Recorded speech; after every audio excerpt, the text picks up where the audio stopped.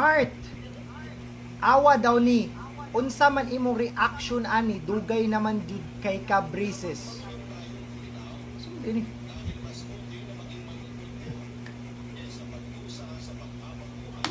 Uy, Timukray, may nagtanong, magkano daw yung brace nyo? Ay, katong ni ASV!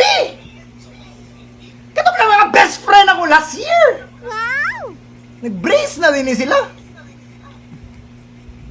Ano ba? Etong brace ko, barato lang to pero 15K. Kasi sa original na doktor ko to pinalagay sa hospital. Ay! Dentist mo na! Na dental clinic mo na, di mo na hospital!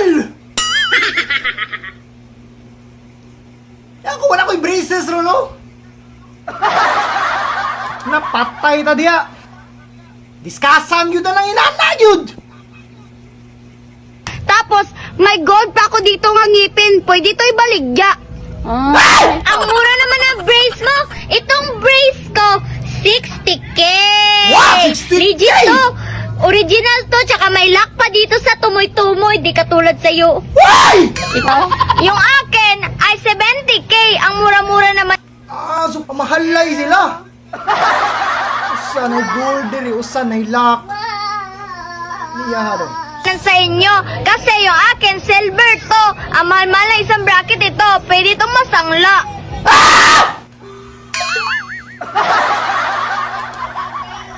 Ano Halloween? Mas mahal to sa akin. 50K kasi dinudor to door ko.